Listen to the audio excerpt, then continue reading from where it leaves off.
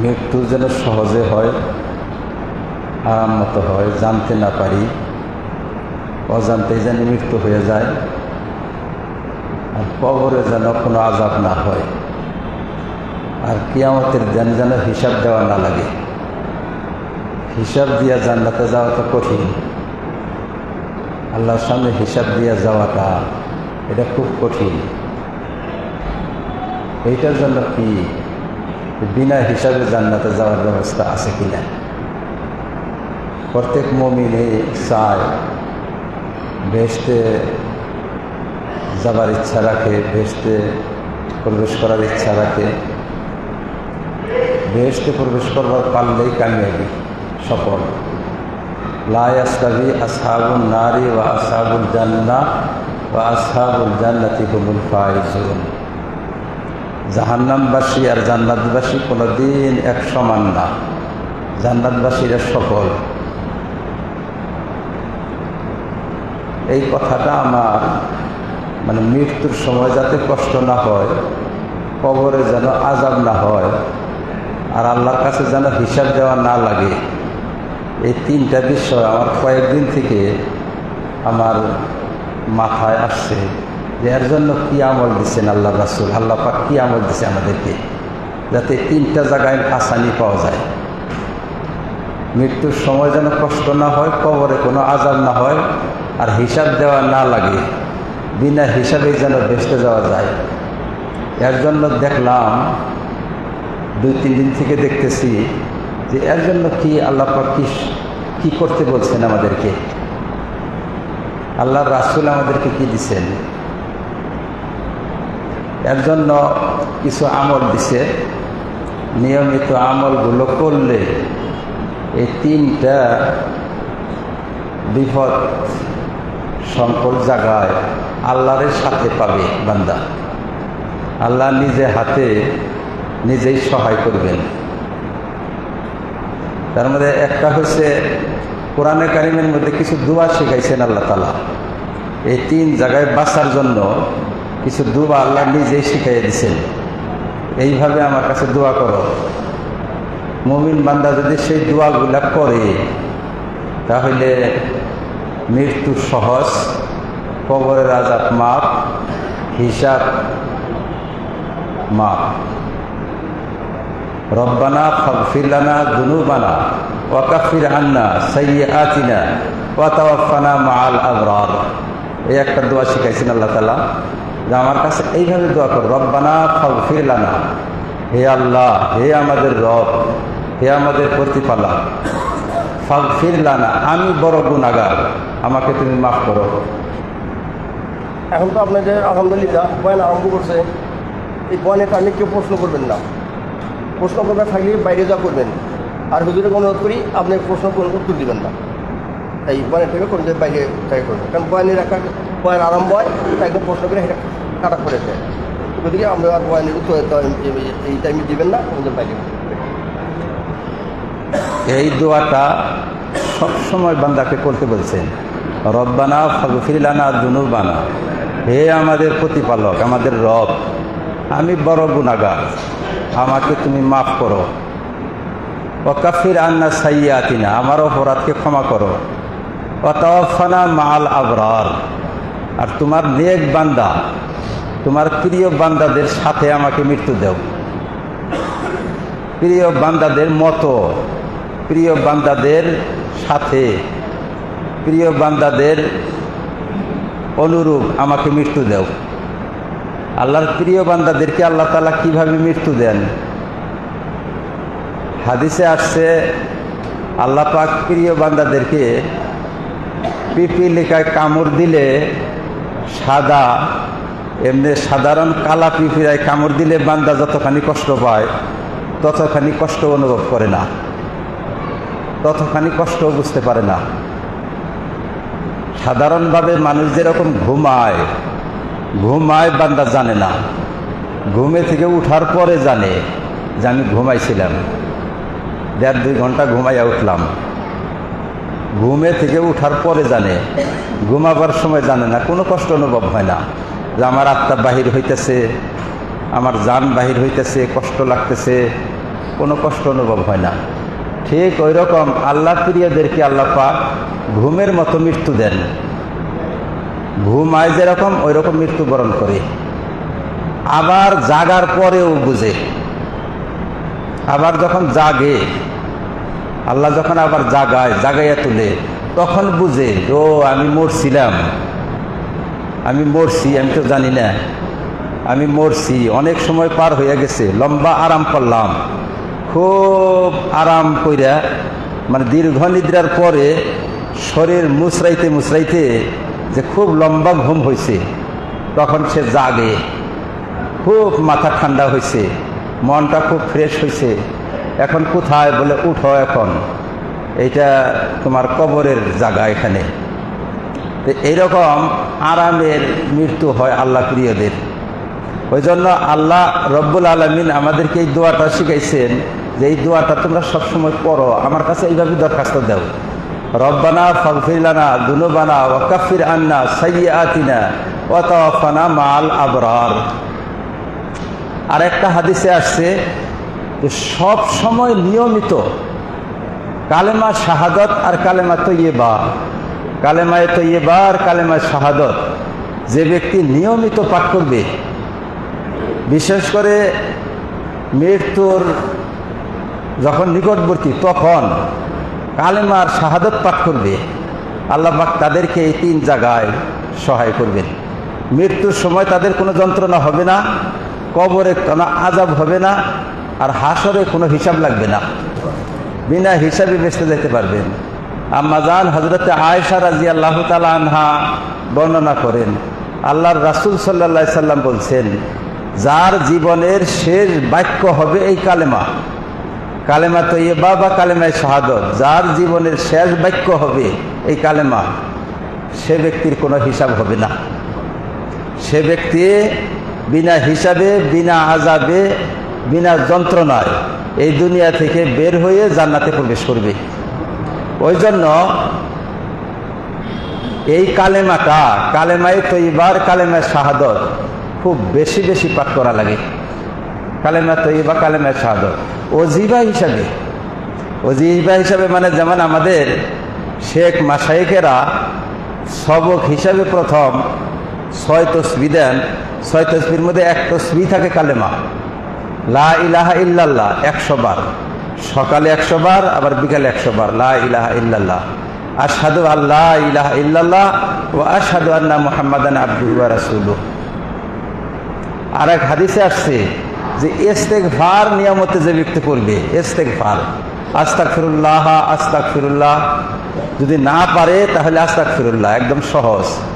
আর পারে যদি আস্তাগফিরুল্লাহ রব্বি মিন কুল্লি যামবি ওয়া আতুবু ইলাইহি, আস্তাগফিরুল্লাহ আল্লাযী লা ইলাহা ইল্লা হুয়াল হাইয়ুল কাইয়্যুম ওয়া আতুবু ইলাইহি, পূর্ণাঙ্গ। এটা হলো পূর্ণাঙ্গ রূপ, আমি আল্লাহর কাছে ক্ষমা প্রার্থী, ক্ষমা চাইতেছি আমি আল্লাহর কাছে। লা ইলাহা ইল্লা, যাকে ছাড়া কোনো মাবুদ নাই, হুয়াল হাইয়ুল কাইয়্যুম, যিনি চিরঞ্জীব সর্বধারক, আস্তাগফিরুল্লাহ আল্লাযী লা ইলাহা ইল্লা হুয়াল হাইয়ুল কাইয়্যুম ওয়া আতুবু ইলাইহি, সব কিছুকে বর্জন করে আল্লাহ আমি তোমার দিকে ফিরছি, তোমারই দিকে আমি প্রত্যাবর্তন করছি। তওবা মানে ঘুরে আসা, আল্লাহ থেকে দূরে সরে গেছে বান্দা, আল্লাহ থেকে বান্দা দূরে সরে গেছে, সেখানে থেকে ঘুরে আল্লাহর দরবারে আসা, এটাকে তওবা বলা হয়। এই তওবার কথা বলা হয়েছে যে ব্যক্তি সব সময় ইস্তেগফার বেশি বেশি পাঠ করবে, ইস্তেগফার পাঠ করবে। ইস্তেগফারের জন্য আমাদের এই সিলসিলাতে, আমাদের দেওবন্দি বাসকান্দি সিলসিলার মধ্যে ইস্তেগফারকেও 100 বার সকাল সন্ধ্যায় করবার জন্য তসবিহ হিসাবে 6 তসবির মধ্যে অন্তর্ভুক্ত। যে ব্যক্তি সকাল সন্ধ্যায় ইস্তেগফার করবে দৈনিক 100 বার, আল্লাহ পাক তাকে প্রিয়জনদের, প্রিয় ব্যক্তির মতো মৃত্যু দান করবেন এবং কবরের আযাব থেকে মুক্তি দিবেন সম্পূর্ণ, এবং হিসাব থেকে তাকে মুক্তি দিবেন। এটা হলো দুয়া দরুদের মধ্যে। আল্লাহর রাসূলের উপরে দরুদ পাঠ করা, খুব দরুদ পাঠ করা, যত বেশি দরুদ পাঠ করা যায়, আল্লাহর রাসূলের নৈকট্য, আল্লাহর রাসূলের সন্তুষ্টি, আল্লাহর রাসূলের আশীর্বাদ যদি অর্জন হয়ে যায়, আল্লাহর রাসূলের শুভ দৃষ্টি যদি বান্দার অর্জন হয়ে যায়, তার আর কোনো বেড়া থাকে না, তার আর কোনো বাধা থাকে না জান্নাত প্রবেশে। কোনো ধরনের কষ্টের জায়গা তার থাকে না। আর আল্লাহর রাসূল সাল্লাল্লাহু আলাইহি সাল্লামের শুভ দৃষ্টি, আল্লাহর রাসূলের আশীর্বাদ, আল্লাহর রাসূলের সন্তুষ্টি অর্জন করার জন্য, নৈকট্য, তার শুভ দৃষ্টি অর্জন করার জন্য হয়েছে দরুদ শরীফ। বিশেষ করে শুক্রবার দিন আল্লাহর রাসূল বলছেন যে আমাকে খুব বেশি বেশি দরুদ পাঠাও তোমরা। শুক্রবার দিন সরাসরি আল্লাহর ফেরেশতারা এই দরুদ আল্লাহর রাসূলের কাছে পৌঁছাইয়া থাকেন। তৎক্ষণাৎ, দেরি হয় না, পরে রিপোর্ট যায় না, সাথে সাথে যায়। শুক্রবার দিনে আপনি দরুদ পড়বেন, দরুদ এখান থেকে সাথে সাথে আল্লাহর রাসূলের পর্যন্ত এখানে থেকে প্রেরণ করা হয়। ওই জন্য এই একটা আমল, দরুদ শরীফ বেশি বেশি পাঠ করা, ইস্তেগফার করা। আর একটা আমলের কথা বলছেন আল্লাহর রাসূল, শুভ ধারণা। আনা ইনদা জন্নি আবদি বি, যে ব্যক্তি আল্লাহর উপরে ষোলো আনা ভরসা করে, আল্লাহ রাসূল বলছেন যে ব্যক্তি আল্লাহর উপরে সম্পূর্ণ ভরসা করে, সম্পূর্ণ ভরসা আল্লাহর উপরে করে, আল্লাহ তার সাহায্য করা নিজের দায়িত্ব মনে করেন, যে আমার উপরে ভরসা করছে। একজন মানুষ যদি মৃত্যুকালীন বিপদ আপদের ব্যাপারে, কবরের ব্যাপারে, হাসরের ব্যাপারে সম্পূর্ণ আল্লাহর উপরে ভরসা করে, যে আল্লাহ আছেন, আল্লাহ রক্ষা করবেন, আল্লাহ বাঁচাবেন, আল্লাহর রহমত করবেন, এবং আশা রাখে, বিশ্বাস রাখে অন্তরের মধ্যে যে আল্লাহ নিশ্চয় রক্ষা করবেন, বিশ্বাস যদি রাখে, আল্লাহ বলেন যে বান্দার বিশ্বাস অনুপাতে আমি কাজ করি। ওই জন্য আল্লাহর রাসূল বলছেন যে এই বিপদের সময়ের জন্য তোমরা আল্লাহর উপরে পূর্ণ ভরসা করবে। আল্লাহ ছাড়া তার গতি নাই, কোনো রাস্তা নাই। আল্লাহর উপরে সম্পূর্ণ ভরসা করো, এবং আল্লাহ যে তোমাকে রক্ষা করবেন এইটা পূর্ণ বিশ্বাস রাখো অন্তরের মধ্যে, আল্লাহ রক্ষা করবেন। এইটা যদি রাখো, তোমার মনোবল হবে, মনে শান্তি আসবে, মনোবল হবে, তোমার ঘাবড়াহট, আতঙ্ক ভাব কমবে, যে আল্লাহ আছে, আল্লাহ হেফাজত করবে, আল্লাহ রক্ষা করবেন, আল্লাহ নিশ্চয় আমাকে রক্ষা করবেন। এই একটা আমল আল্লাহ রাসূল আমাদেরকে দিচ্ছেন এই বিপদের সময় বাঁচবার জন্যে, যে আল্লাহর উপরে ভরসা করো এবং বিশ্বাস করো যে আল্লাহ রক্ষা করবেন। ওই জন্য এই আরেকটা আমলের কথা বলছেন যে আল্লাহ রাসূলের সুন্নত অনুসারে সুন্নতি আমল করা। আল্লাহ রাসূলের সুন্নতি আমল কি? ঘুমাবার আগে সূরা মুলক পাঠ করা, সূরা সেজদা পাঠ করা, এটা আল্লাহ রাসূলের সুন্নত। যে ব্যক্তি ঘুমাবার আগে সূরা মুলক পাঠ করবে, দৈনিক যে ব্যক্তি সূরা মুলক পাঠ করবে, তাবারাকাল্লাযী বিয়াদিহিল মুলক ওয়া হুয়া আলা কুল্লি শাইইন কাদির, খালাকাল মাউতা ওয়াল হায়াত, আল্লাযী খালাকাল মাউতা ওয়াল হায়াতা লিয়াবলুয়াকুম আইয়ুকুম আহসানু আমালা ওয়া হুয়াল আজিজুল গাফুর। এই সূরাটা পাঠ করবে, আল্লাহ পাক তাকে প্রিয়জনদের মতো মৃত্যু দিবেন, কবরে সমস্ত আযাব মাফ করবেন, কিয়ামতের দিন বিনা হিসাবে বেহেশতে দিবেন। এই আমলটা করতে পারে, 5 মিনিট সময় লাগে পড়তে। ঘুমাবার আগে তো আপনি কত আলাপ করেন, কত গল্প গুজব করেন, কত সময় নষ্ট করেন, বিড়ি ধরাইয়াও সময় নষ্ট করেন। একটা বিড়ি খাবার সময় আপনি সূরা মুলকা যদি পাঠ করেন, এই 5 মিনিট সময় সূরা মুলক, সূরা সেজদা পাঠ করলে আল্লাহ পাক এই বিপদ 3টা সময় যা আছে, এই 3টার সময় আল্লাহ স্বয়ং রহমত করবেন এবং আপনার 3 ঘাটি 3টা বিপদকে পার করে দিবেন। যে ব্যক্তি সূরা মুলক পাঠ করে শয়নের আগে, তার কোনো ধরনের মৃত্যু যন্ত্রণা হবে না, কবরে আযাব হবে না, এবং হাসরে তার হিসাব দেওয়া লাগবে না, বিনা হিসাবে বেহেশতে যেতে পারবে। সূরা মুলক এই আমল। আল্লাহ রাসূল সাল্লাল্লাহু আলাইহি সাল্লাম আরো একটা আমলের কথা বলছেন যে তোমরা এই আমলটা যদি করো মৃত্যু যন্ত্রণা থেকে বাঁচার জন্য, সেইটা হয়েছে কি? মানুষের হক আদায় করা ও ক্ষমা প্রার্থনা করা। অর্থাৎ কোনো মানুষের হক নিয়ে তুমি মৃত্যুবরণ করবে না, মানুষের হক 16 আনা আদায় করো। আর যদি মানুষের কোনো হক নষ্ট করে থাকো, অধিকার নষ্ট করে থাকো, মানুষের যদি কোনো অধিকার নষ্ট করছো বা ক্ষতি করছো, তাহলে তার কাছে থেকে মৃত্যুর আগে মাফ করাইয়া নেও, মাফ চেয়ে নেও। মৃত্যুর সময় যদি মানুষের দাবি না থাকে, মানুষের হক যদি নষ্ট না থাকে, কোনো মানুষ যদি দাবি করবার না পারে, আল্লাহ পাক তাকে সহজ মৃত্যু দেন, কবরে তার আযাব মাফ করেন এবং বিনা হিসাবে বেহেশতে দেন। কারণ আল্লাহ রাব্বুল আলামিন হয়েছেন এত দয়াবান যে আল্লাহর হক আল্লাহ মাফ করার জন্য রাজি। আমাদের পাপ দুই রকমের, একটা পাপকে বলা হয় হুকুকুল্লাহর মধ্যে পাপ, আল্লাহর অধিকারের মধ্যে পাপ অপরাধ, আর একটা বলা হয় হুকুকুল ইবাদ, বান্দার অধিকার জনিত পাপ, বান্দার অধিকার সম্পর্কিত পাপ। আল্লাহর অধিকার সম্পর্কিত পাপ আর বান্দার অধিকার সম্পর্কিত পাপ। আল্লাহর অধিকার কোনটা? দুনিয়াতে যা কিছু আমরা করি, যত পাপ করি, যত নেকি করি, প্রত্যেকটাই আল্লাহর অধিকারের সাথে জড়িত। আল্লাহর অধিকার ছাড়া আমাদের জীবনের এক মুহূর্তও নাই। কারণ আমাদের জীবনটাই পরিচালনা করতে হয় আল্লাহর সংবিধান অনুসারে। পাপ করলে আল্লাহর সংবিধানকে ভঙ্গ করি, নেকি করলে আল্লাহর সংবিধানকে রক্ষা করি। কাজেই আল্লাহর হক ছাড়া আমাদের কোনো জায়গা নাই। কাজে প্রত্যেকটার মধ্যে আল্লাহর হক আছে। ওই জন্য পাপ যেখানেই হোক, আল্লাহর অধিকার সংক্রান্ত হোক বা বান্দার অধিকার সম্পর্কিত হোক, আল্লাহর কাছে তওবা করাই লাগে। প্রত্যেকটা ব্যাপারে আল্লাহর কাছে তওবা করা লাগে। তওবা আল্লাহর কাছে তওবা কিভাবে করবে? আস্তাগফিরুল্লাহ, সহজ একদম। আস্তাগফিরুল্লাহ, আস্তাগফিরুল্লাহ। এই আস্তাগফিরুল্লাহ তো বলা যায়, এটা সহজ সাধারণ মানুষের জন্য। পূর্ণ ইস্তিগফার পাঠ করতে না পারলেও কেউ যদি আস্তাগফিরুল্লাহ, আস্তাগফিরুল্লাহ পাঠ করে সকাল বিকালে 100 বার 100 বার, আল্লাহ পাক তার জীবনের গুনাহ মাফ করবেন। এটা মুখে খালি বলা না, অন্তর দিয়া বলা। অন্তরের মধ্যে এই ধারণা রাখা যে আমি অপরাধী, আমার বহুত পাপ হয়েছে, বহুত অপরাধ আমার হয়েছে, আল্লাহর কাছে আমি ক্ষমা চাইতেছি। এই নিয়তে আস্তাগফিরুল্লাহ পাঠ করা। আস্তাগফিরুল্লাহ পাঠ করলে আল্লাহ পাক তার জীবনের গুনাহ খাতা মাফ করবেন। আর যার গুনাহ আল্লাহ মাফ করবেন, যার পাপ আল্লাহ ক্ষমা করবেন, তার সব বেড়া পার, তার সব ঘাটি তার পার, সব সমস্যার সমাধান হয়ে যায়। ওই জন্য আল্লাহ রাসূল বলছেন যে আমি দিনের মধ্যে দৈনিক 70 বার আমি আল্লাহর কাছে ক্ষমা চাই, 70 বার আমি আল্লাহর কাছে তওবা করি, 70 বার। আল্লাহ রাসূল আর এক হাদিসে বলছেন আমি 100 বার আল্লাহর কাছে তওবা করি, দিনের মধ্যে 100 বার করে তওবা করি। 100 বার।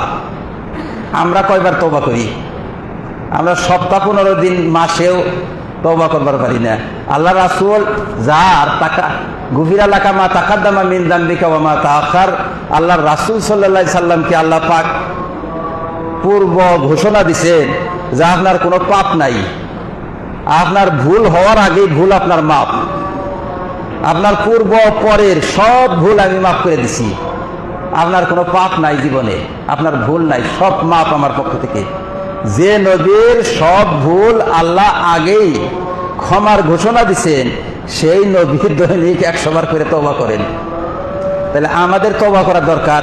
আল্লাহ রাসূল বলছেন যে ব্যক্তি বেশি বেশি তওবা করবে, আল্লাহর কাছে নিজের গুনাহ ক্ষমা, গুনার মাপ প্রার্থনা করবে, ক্ষমা প্রার্থনা করবে, আল্লাহ পাক তাকে এই জায়গাগুলোর মধ্যে আল্লাহ স্বয়ং তাকে পার করবেন। এই 3টা ভয়ঙ্কর জিনিস আমাদের সামনে, 3টা ভয়ঙ্কর। একটা হলো মৃত্যুকালীন সময়। মৃত্যুকালীন সময়টা শয়তানেও আক্রমণ চালায়, প্রত্যেক মানুষের ঈমান নষ্ট করবার চায় শয়তানে, ভীষণভাবে আক্রমণ করে। কল্পনার বাইরে শয়তান এমন সর্বশক্তি প্রয়োগ করে এই মৃত্যুর সময় ঈমানটা হরণ করবার চায় শয়তানে, সর্বশক্তি প্রয়োগ করে।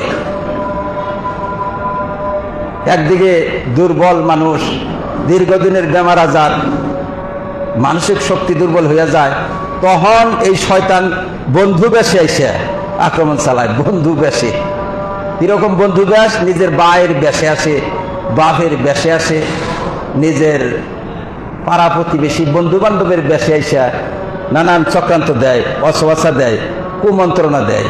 মানে এমন কথা তার মুখ দিয়ে বাইর করবার চায় যে কথায় তার পূর্ববর্তী ঈমানটা ধ্বংস হয়ে যায়, ঈমান হারা হয়ে যেন কবরে যায়।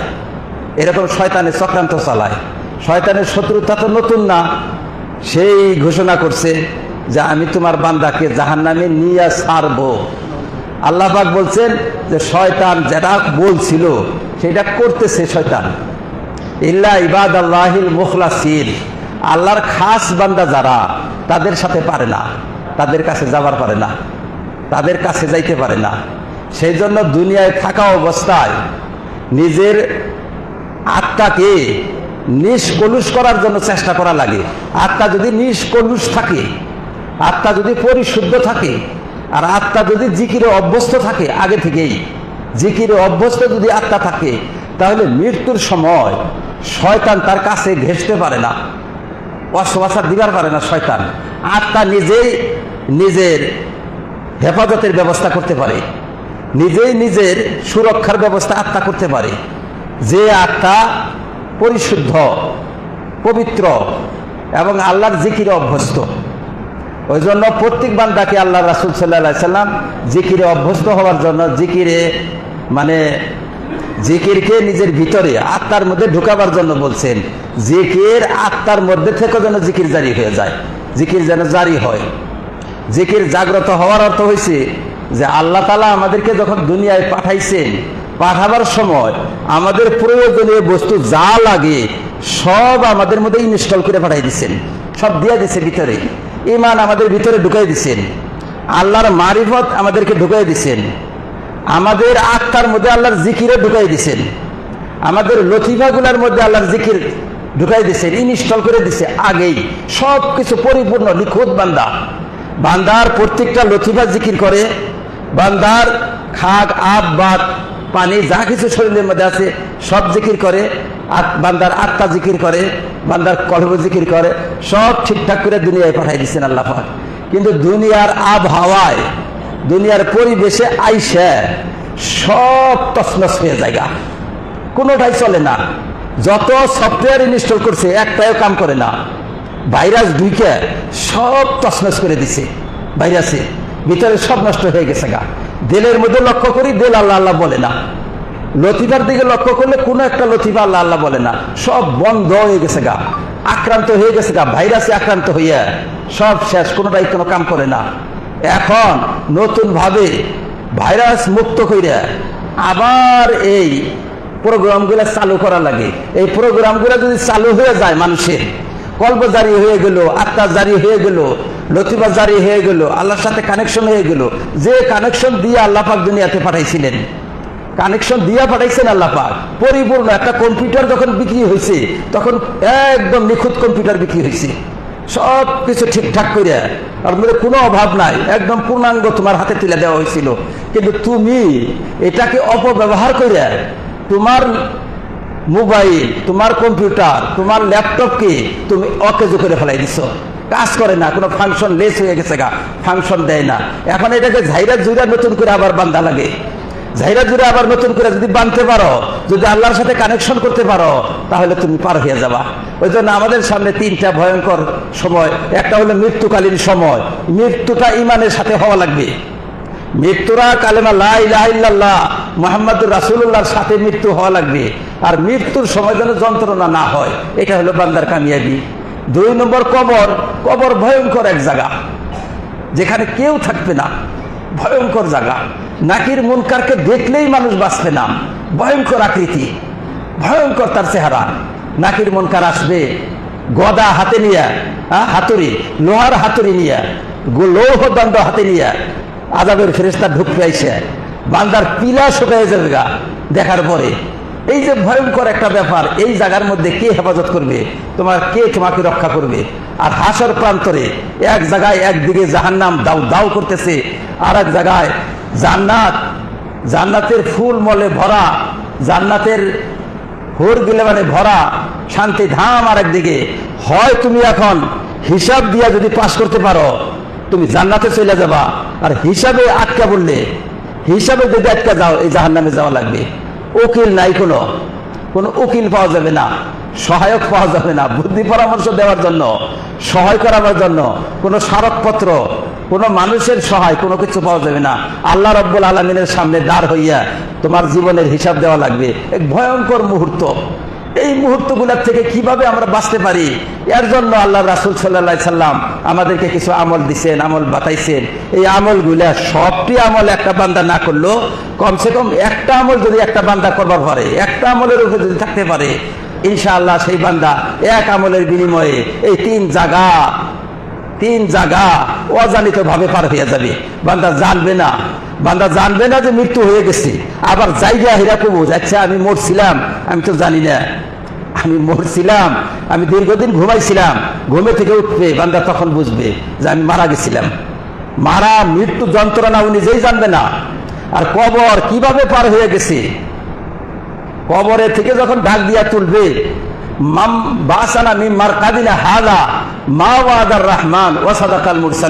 আমাকে কে ডাক দিল, আমি খুব আরাম নিদ্রায় ছিলাম, আমাকে কে ডাক দিল, আমার ঘুম ভাঙলো কে, আমাকে ডাক দিল কে?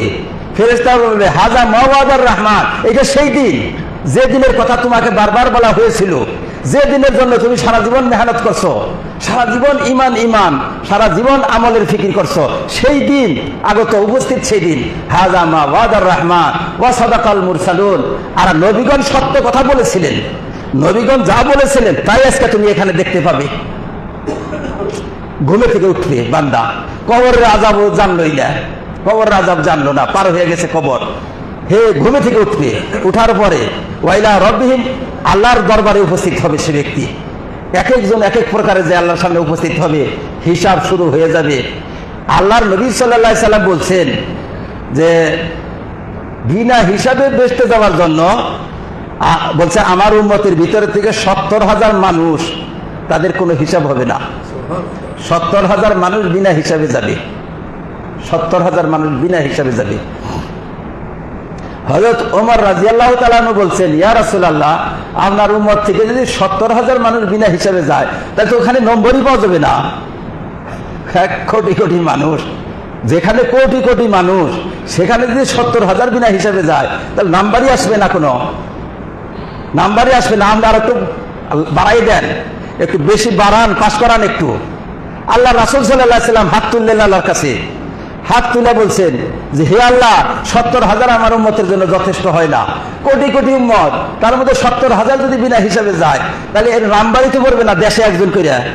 আল্লাহ একটা বাড়াইয়ে দেও। আল্লাহ পাক বলছেন যাও, আমি 1 খামসা, তোমার উম্মতের 1 খামসা আমি বিনা হিসাবে জান্নাত দিয়ে দিব। আবার হযরত ওমর রাদিয়াল্লাহু তাআলা আনহু বললেন, হে আল্লাহর রাসূল, 1 খামসায় তো হবো না, 1 খামসা গেলে তো বহুত উম্মতি আছে, বহুত কোটি কোটি কিয়ামত পর্যন্ত আপনার উম্মত হবে, 1 খামসা দিবে, বাকিগুলোর কি অবস্থা হবে? হযরত আবু বকর বলছেন, ওমর, আল্লাহর রাসূলকে আর পেরেশান করো না, তুমি জানো না আল্লাহর খামসা, আল্লাহ একটা খামসা দিলে 7 আসমান জমিন আল্লাহর খামসা ভরবে না। আল্লাহ যদি 1 মুঠ ধরেন, 7 আসমান জমিন এই সব কিছু নিয়ে আল্লাহর মুঠ ভর্তি করতে পারবে না।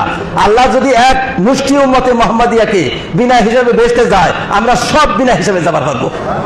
আর পেরেশান করো না, আর বলো না, হুজুর তো বারবার কাঁদতেছেন আল্লাহর কাছে, আর কিছু বলো না।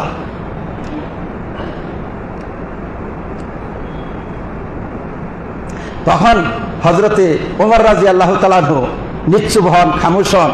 আল্লাহ রাসূল সাল্লাল্লাহু আলাইহি সাল্লাম আল্লাহর কাছে পাশ করাইছেন। ওই জন্য বিনা হিসাবে বেহেশতে যাওয়ার জন্য আল্লাহর রাসূল সাল্লাল্লাহু আলাইহি সাল্লাম কিছু আমল দিচ্ছেন, সেই আমলগুলা শিখা লাগে, আমলগুলা করা লাগে। দৈনিক শোয়ার সময় সূরা মুলক পাঠ করলেন, দৈনিক নিয়মিত ইস্তিগফার পাঠ করলেন, নিয়মিত কালেমায়ে তৈয়বা, কালেমায়ে শাহাদাত পাঠ করলেন। আর মানুষের হক যেন আপনার উপরে থাকে না, মানুষের হক নিয়ে মৃত্যুবরণ করা যাবে না, মানুষের হক যেন থাকে না, মানুষের দাবি যেন থাকে না। এর জন্য কি হক আদায় করা ও ক্ষমা প্রার্থনা করা। যার হক আছে হকদারের হক আদায় করে দেন, আর না পারলে ক্ষমা নেন, তার কাছে ক্ষমা চেয়ে নেন। এইগুলা আমল আল্লাহ রাসূল আমাদেরকে বাতাইছেন। এগুলা আমল করলে আল্লাহ রাসূল বলছেন যে আমি তোমাদেরকে বিনা হিসাবে বেহেশতে দাখিল করে দিব, তোমরা আমাকে একটু সহায় করো। আল্লাহ রাসূল সহায় চাইছেন যে আমাকে একটু সহায় করো, তোমাদের সবটিকে আমি জান্নাতে বিনা হিসাবে দাখিল করে দিব, আমাকে একটু সহায় করো সেজদা দ্বারা, সেজদা দ্বারা আমাকে সহায় করো, একটু বেশি সেজদা করো আল্লাহকে, সেজদা করলে আমার সহায় হয়। আল্লাহর রাসূল আপনাকে জান্নাতে দাখিল করবে, আল্লাহর রাসূল বলছেন আমাকে সেজদা দিয়ে একটু সহায় করো। সেজদা দিয়ে সহায় করার অর্থ কি? একটা অর্থ হইল যে 5 ওয়াক্ত নিয়মিত নামাজ পড়ো, 5 ওয়াক্ত নিয়মিত নামাজ পড়ো, আর হারাম থেকে বাইসা থাকো, তাকওয়া নিয়ে চলো দুনিয়াতে, তাকওয়া আল্লাহর ভয় নিয়ে, পরহেজগারি নিয়ে চলো। আর একটা সেজদা দিয়ে সহায় করো, ফরজ নামাজের পরে কিছু নফল পড়ো, ফরজ নামাজ তো পড়াই লাগবে, তার উপরে কিছু নফল দ্বারা আমাকে সাহায্য করো। কিয়ামতের দিন আল্লাহ নবী সাল্লাল্লাহু আলাইহি সাল্লাম আমাদেরকে সুপারিশ করে জান্নাতে নিয়ে যাবেন। যার আমল বেশি ভালো দেখবেন, আল্লাহর রাসূল তার আমল দেখে খুশি হবেন, বাগ বাগ হয়ে যাবেন। আর যার আমল খারাপ হবে, পাপ, খালি পাপ বাইরেব অবস্থায় থেকে, পাপ বাহিরে হলে আল্লাহ রাসূল সাল্লাল্লাহু আলাইহি সাল্লাম আল্লাহর সামনে লজ্জা বোধ করবেন, শরম পাবেন, লজ্জা অনুভব করবেন যে আমার উম্মতের এই অবস্থা। সেই জন্য দুনিয়াতে আল্লাহ রাসূল বলছেন বেশি বেশি তওবা করো, সব সময় আল্লাহর কাছে তওবা করো। তওবা শিখাই দিয়েছেন আল্লাহ রাসূল, রব্বানা ফাগফির লানা যুনুবানা ওয়া কাফির আন্না সাইয়্যাতিনা ওয়া তাওয়াফানা মা'আল আবরার। নিজের ভাষায় বলতে পারেন, আল্লাহ আমি গুনাহগার, আমাকে মাফ করো, আল্লাহ আমাকে মাফ করে দুনিয়া থেকে নিও, আল্লাহ আমাকে মাফ করে দুনিয়া থেকে নিও, সাফ করে দুনিয়া থেকে নিও। আল্লাহ পাকের কাছে থেকে আল্লাহ রাসূল কিছু পাস করাইছেন। কি পাস করাইছে? যে মুমিন বান্দা যদি পাপ করে, দুনিয়াতে মুমিন বান্দার কিছু শাস্তি আসে দুনিয়ায়। আল্লাহওয়ালাদের ভুল হইলে, পাপ হইলে, কোন ত্রুটি বিচ্ছিন্ন তো মানুষের হয়েই থাকে, সেই ত্রুটি বিচ্ছিন্নের প্রায়শ্চিত্তটা দুনিয়াতে হয়ে যায়। দুনিয়াতে বিভিন্ন প্রকারের সাংসারিক দিক দিয়া, শারীরিক দিক দিয়া, মানসিক দিক দিয়া কিছু কিছু কিছু কিছু শাস্তি আসে দুনিয়াতে। আর এই শাস্তির বিনিময়ে পরকালের শাস্তি মাফ হয়ে যায়। আর আল্লাহর নিকৃষ্ট ঘৃণিত বান্দা যারা দুনিয়াতে, তারা পাপ করলে পাপের পরিণাম দুনিয়ায় তাদেরকে দেওয়া হয় না, তারা পাপের কোনো শাস্তি দুনিয়ায় পায় না, তাদের শাস্তি সম্পূর্ণ জমা করে রাখা হয় কিয়ামতের দিন দেওয়ার জন্য। ওই জন্য আমাদের মানুষ অনেক সময় ভাবে যে আমি আল্লাহ আল্লাহ করি, তাও আমার অসুখ বেশি, আমি ইবাদতও করি, তাও আমার অসুবিধা বেশি, তাও আমার মুসিবত বেশি। কেন ভাইরা? মুসিবত রহমতও হবার পারে, সব মুসিবত গজব না, মুসিবত রহমত হিসাবে আসে। এটা আমরা জানি না, কারণ আমরা সম্পূর্ণ দেখতে পারি না, আমাদের দৃষ্টিটা হলো খুব কম। যে যারা সম্পূর্ণ দেখে তারা বুঝতে পারে যে এটা কি আসতেছে। কোনো কোনো মুসিবত রহমত থাকে, কিন্তু আমরা বুঝবার পারি না। বুজুর্গানে দিনেরা অনেক কথা লিখছে কিতাবে, বুঝাবার জন্য বলছে। এক ব্যক্তি রেল স্টেশনে গেছে, যাইয়া রাতে 1টার সময় তার গাড়ি, 1টার সময় গাড়ি, টিকিট মাস্টারে কইছে, স্যার আমি একটু এনে ঘুমাই, গাড়ি আইলে আমার ডাক দেন, যেন আমার গাড়িতে যাওয়া লাগবে।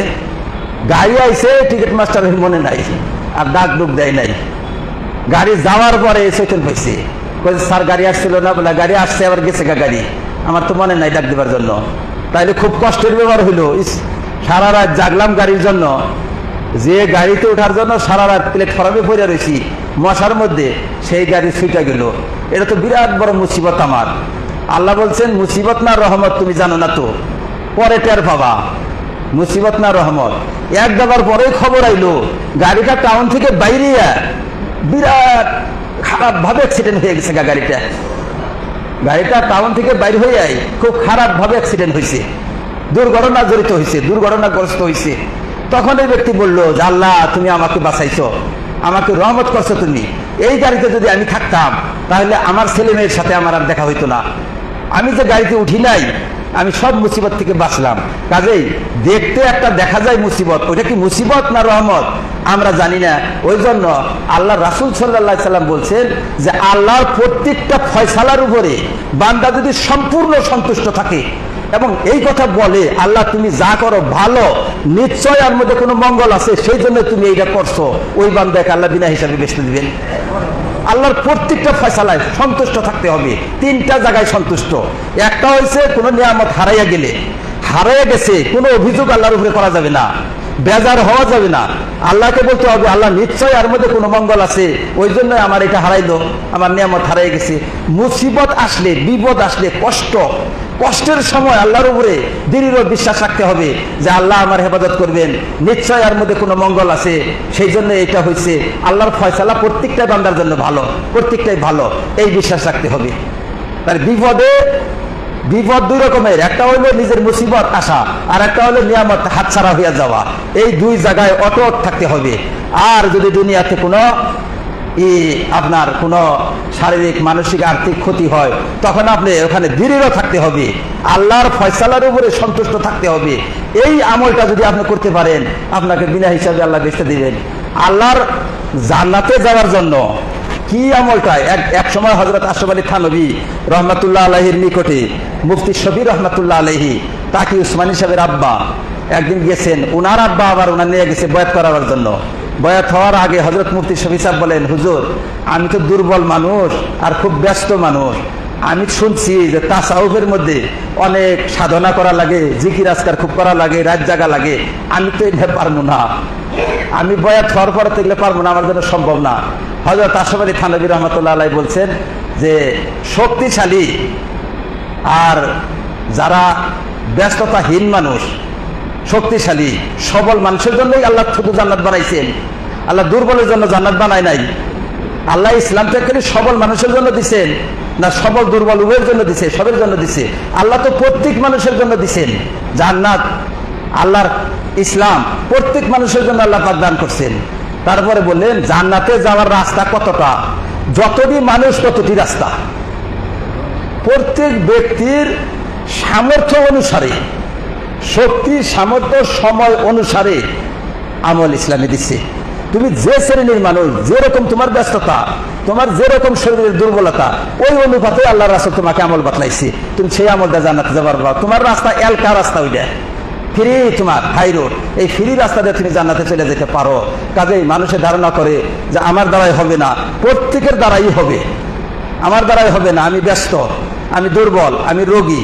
আল্লাহ পাক জান্নাত রোগীর জন্যও বানাইছে, সুস্থর জন্যও বানাইছে, ব্যস্তর জন্যও বানাইছেন, এই প্রত্যেক শ্রেণীর মানুষের জন্য বানাইছে।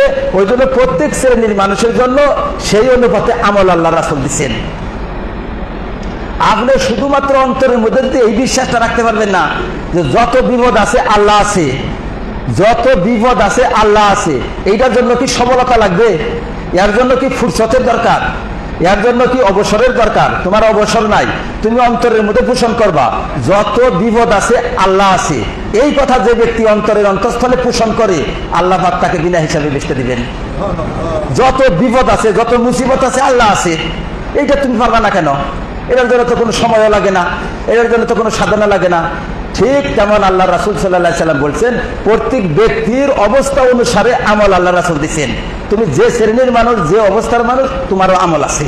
এখন তোমার খালি বাইর হওয়া লাগবে, কদম বাইর করো, আল্লাহওয়ালাদের কাছে যাও, যাই আমল নেও, আমল করো। তুমি যে বলো যে আমার সময় নাই হুজুর, আমি সারা দিনের মধ্যে 5 মিনিট সময়ও পাই না, আমি ঘুমে থেকে উঠা কাম আরম্ভ করি, আবার কাম করতে করতে আমি ঘুমাই, আমার সময় নাই, আমি কিভাবে আল্লাহকে রাজি করব? এর মধ্যেও আপনাকে দিয়ে দিবে। আল্লাহওয়ালারা ও রাস্তা জানে, সব রাস্তা জানে তাদের কাছে। আল্লাহ রাসূলের জ্ঞান ভান্ডারের মধ্যে প্রত্যেক বান্দার রাস্তা আল্লাহ রাসূল বাতাইছেন। যে প্রত্যেক বান্দা, একটা মেয়ে মানুষের বিয়ে হয়েছে, খুব খান্নাস জাল্লাত স্বামীর কাছে, এক মুহূর্ত সময় পায় না ইবাদত করার জন্য। সেই মেয়েটা কিভাবে তাসাউফের আমল করবে? সেই মেয়েটা কিভাবে আল্লাহর সাধনা করবে? কিভাবে জান্নাত অর্জন করবে? ওই মেয়ের জন্য আল্লাহ রাসূল সবক দিচ্ছেন। ওই মেয়েটা ওই অবস্থার মধ্যে থেকে ইনশাআল্লাহ জান্নাতে বিনা হিসাবে যেতে পারবে, এও আমল আছে। এখন আমাদের শুধুমাত্র একটু ইচ্ছার দরকার, ইচ্ছা করা লাগবে আমাদের। ইচ্ছা করো আমলের জন্য, ইচ্ছা করো, গ্রহণ করো, চলো। আল্লাহ তাআলা প্রত্যেক বান্দার অবস্থা অনুসারে সেই হিসাবে আল্লাহ তাআলা পার করে দিবেন। কাজে কথা বলছিলাম এইটা, যে কয়েকদিন থেকে আমি এই 3টা জিনিস নিয়ে চিন্তা করি। একটা হলো মৃত্যু যন্ত্রণা থেকে কিভাবে বাঁচা যায়, 2 নম্বর হলো কবরের আযাব থেকে কিভাবে বাঁচা যায়, 3 নম্বর হিসাব থেকে কিভাবে বাঁচা যায়। আমার কাছে কয়েকজন মেহমান আসছিল কয়েকদিন আগে দূরে থেকে, আইসায়ের একটা মেহমানে বললো যে হুজুর একটা চিন্তা আমার কাছে এটা নিয়ে আইছি, হিসাব দিয়ে এত জান্নাতে যাহাম না, হিসাব ছাড়া যাওয়ার ব্যবস্থা আছে না নাই? হিসাব ছাড়া যান নাকি, যাতে হিসাব টিসাব না হয়। হিসাব হলে তো জান্নাতে যাবার পারবো না, কারণ যেভাবে চলি ফিরি খাই, যেভাবে উঠি বসি, এগুলা যদি হিসাব দেওয়া লাগে, শুনছি যে 1 গ্লাস পানি খাইলে তারও হিসাব দেওয়া লাগবে। এই যে চোখের পাওয়ার, কানের পাওয়ার, নাকের পাওয়ার দিছে, এই পাওয়ারের হিসাব দেওয়া লাগবে। তুমি এই চোখের পাওয়ার পাইয়া তুমি কি আমার কোন ইবাদত করছো? ওই জন্য প্রত্যেকটা নিয়ামতের বিনিময়ে আলহামদুলিল্লাহ বলা লাগে। 1 গ্লাস পানি খাইছেন আলহামদুলিল্লাহ, আরেক ঢুক খাইছেন আলহামদুলিল্লাহ, আরেক ঢুক খাইছেন আলহামদুলিল্লাহ, প্রত্যেকটা নিয়ামতের মধ্যে আলহামদুলিল্লাহ। আলহামদুলিল্লাহ বলা শিখেন, আপনারটা দেখা দেখি জানি আপনার স্ত্রীও শিখে, আপনার ছেলে মেয়েরা শিখে, আলহামদুলিল্লাহ বলা শিখেন, এটা নিয়ামত। কাজেই আমাকে ওই কথাটা বললো মেহমান, বলার পরে আমি চিন্তা করলাম যে কথা তো ঠিকই কইছে। সাথে সাথে আমার আরো দুইটা মনে হলো, যে খালি হিসাব না, কবরের কথাও আছে আর মৃত্যুর কথা আছে। এই তিনটা বিষয় দেখা লাগে, কোরআন হাদিস ঘাইটা দেখা লাগে, আল্লাহ এবং আল্লাহ রাসূল আমাদের কি কি দিচ্ছেন, এর জন্য আমল দিছে বাঁচবার জন্য। তিন জায়গায় আল্লাহ নিজে পার করে দিবেন, এরকম কিছু আমল আছে। আল্লাহ পাক আমাদেরকে আমলগুলা করার তৌফিক দান করুন। আমিন।